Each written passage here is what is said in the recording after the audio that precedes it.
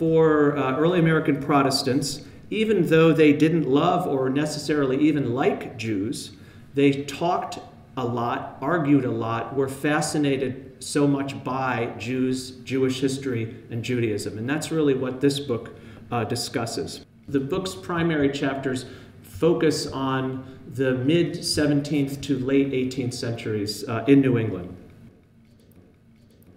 Once you get to the latter decades of the 17th century, then you begin to see actual Jews present. And that's when the story, for me anyway, becomes a little bit more interesting. So I want to tell one of those stories.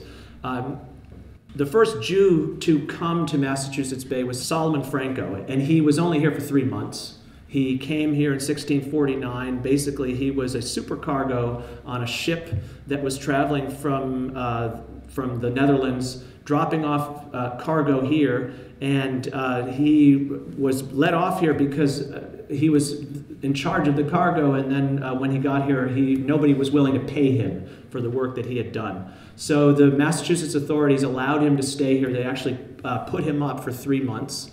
They said they fed and housed him for 3 months and told him as soon as the next ship for Holland came that he was supposed to go back there. And so that's what happens with him. And there are a few other sort of very itinerant Jewish presences here.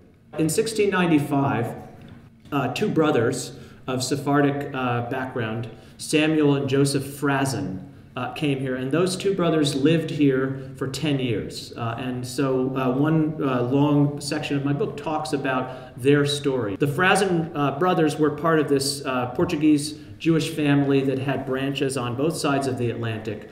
And for whatever reasons, they decided to sojourn here in Boston for 10 years to manage their transatlantic shipping. Samuel Sewall and Cotton Mather both wrote about them. Samuel Sewall evinced no apparent eagerness to convert these Jews. He just seemed to be sort of fascinated by them. And for my part, I guess what I try to do in the book is to align Sewall with this more individualistic, pietistic strain of Puritanism, which is basically arguing that, well, it's not really our job to convert Jews. We hope that the Jews will be converted. It's very important that it should happen, but this is in God's hands. It's not something that we should be activists about. Cotton Mather is quite the opposite. And so Cotton Mather finds out that these 2 Jewish men are in Boston, and he decides that it's going to be his job to convert them. It comprises a chapter in my book because, again, what I'm trying to talk about here is how you have the one strain represented by Sewall, which is leaving everything to God, the aspect of the Puritan pietism, and on the other hand, just as much a part of the Puritan theology, which argues that people have to do things in this world to bring about the New Jerusalem, which is Cotton Mather's position, in order to bring the Jews to the light of Christ. Thank you very much.